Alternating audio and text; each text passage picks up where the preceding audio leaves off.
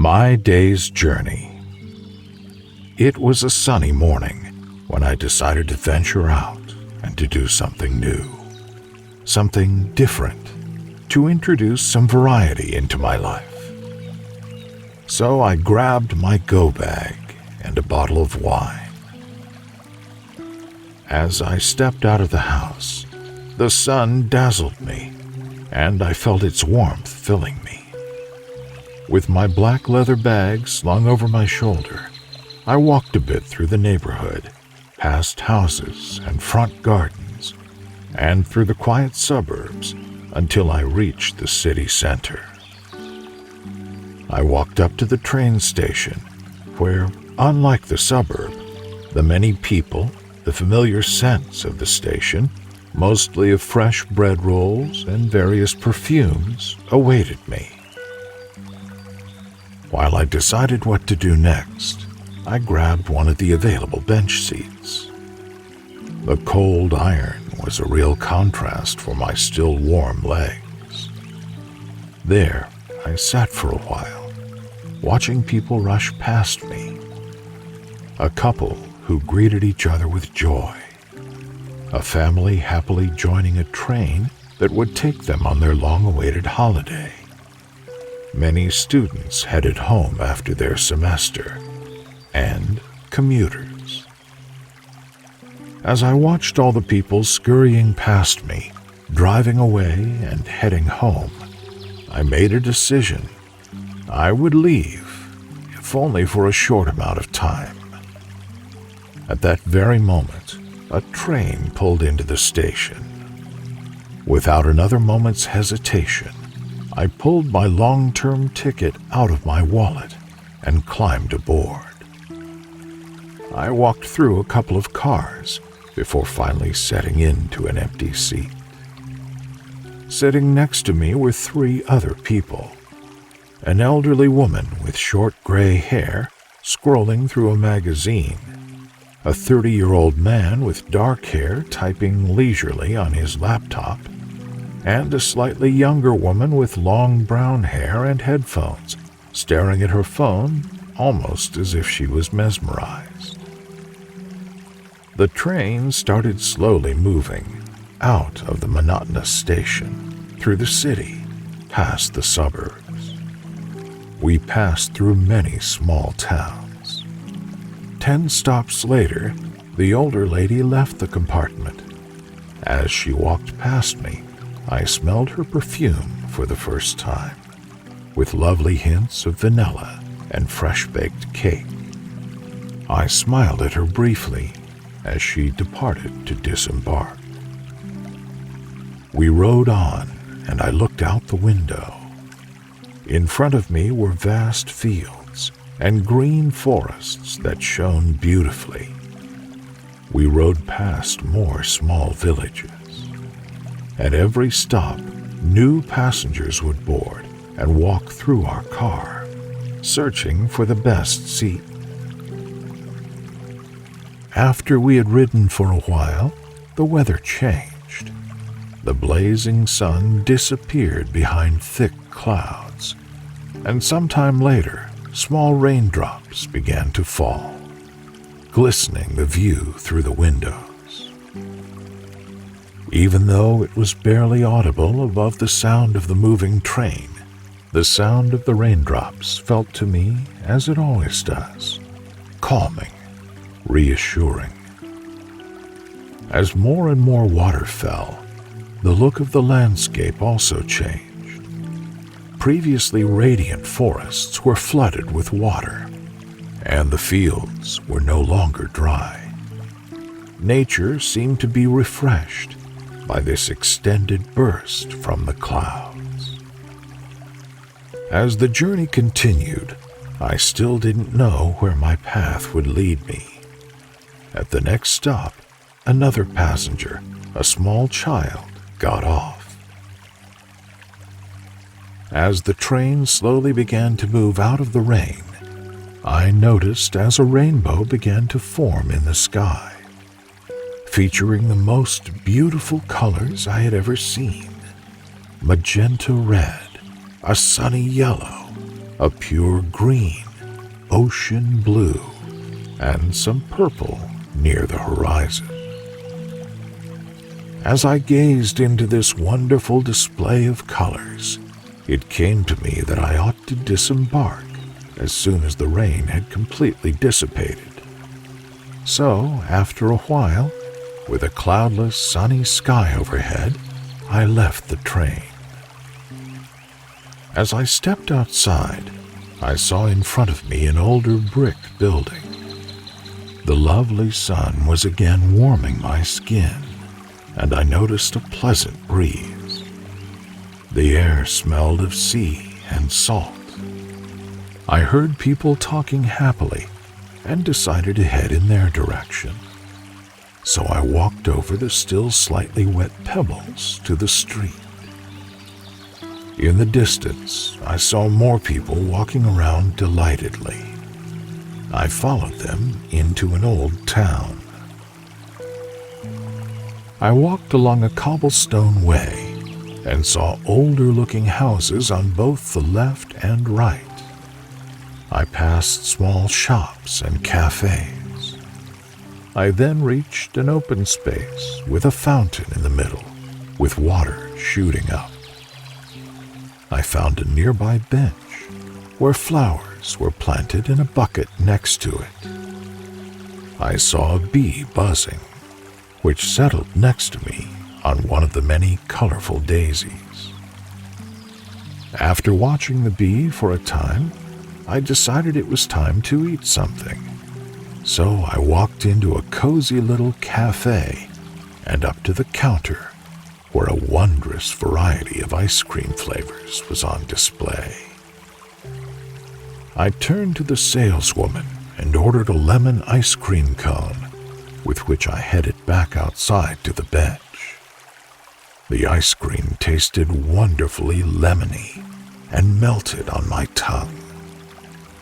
I felt so completely comfortable there on my bench with my lemon ice cream in my hand in a town I'd never seen before. And yet, I wanted still more from the day, because this was not the right place to drink a glass of wine. So I finished my ice cream and got up and walked down the shop-lined street until I reached an intersection, where I decided to turn into a small tree-lined alley. As I sauntered down it, the more dense the trees became, eventually giving way to an avenue. As I continued to walk, an incredibly flowery smell filled my senses. It thrilled me, and I decided to follow it. So I turned off the beautiful avenue and down a few small nested streets until I reached a field. In front of me stretched a broad red-colored field. As I approached, I realized it was a poppy field.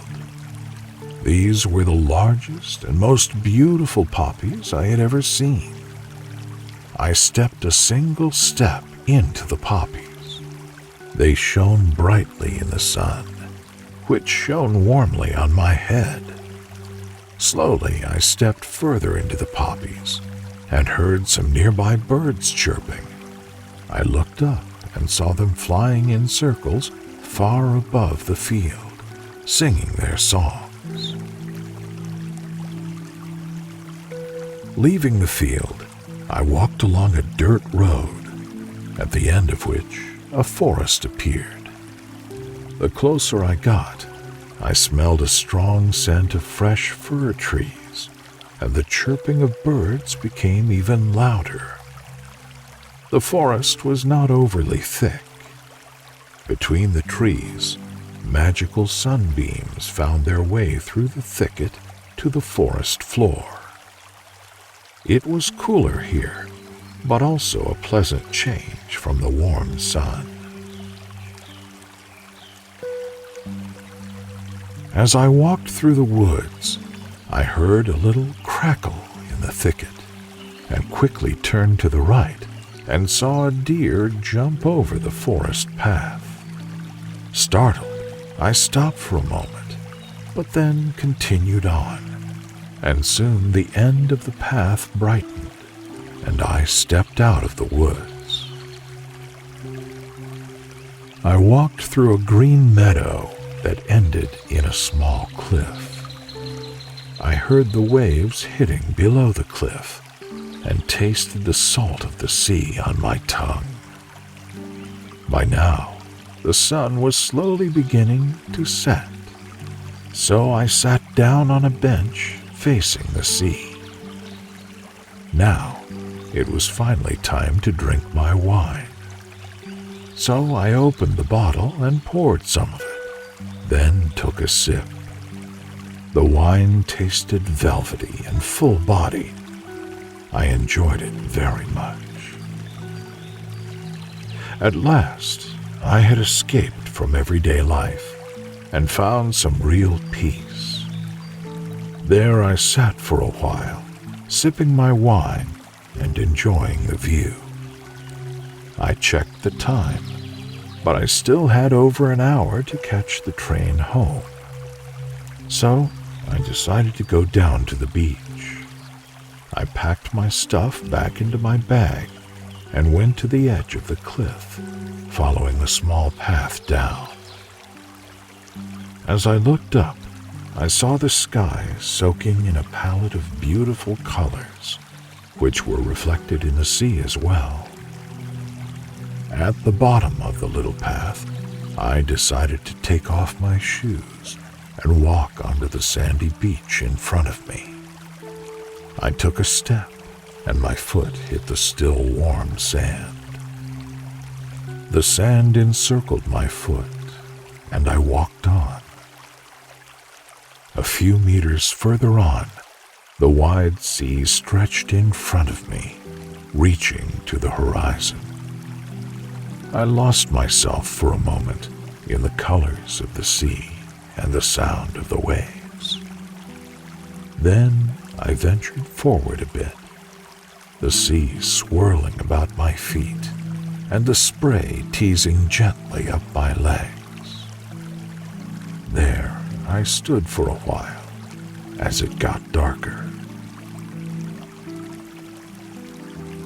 I walked back up on the beach and sat down in the sand and watched as the stars began to appear in the sky. Thousands upon thousands of shining little dots opened up above me. I noted the moon shining in the distance in the sky, now the only light source apart from the stars.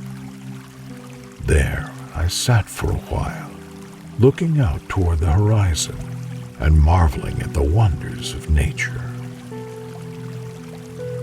Finally, I arose and moved on along the beach.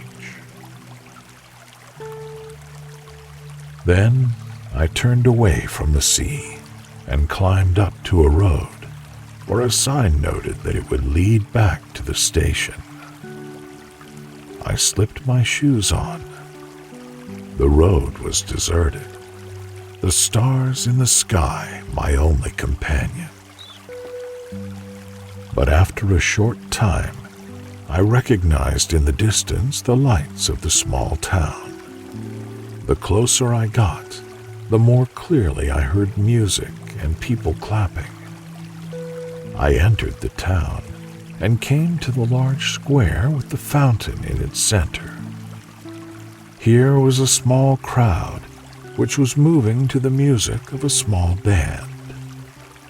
I crossed the square, moving along with the music as well. Then I saw that brick building once again, behind which the station was located. I sat down on a bench and waited for my train.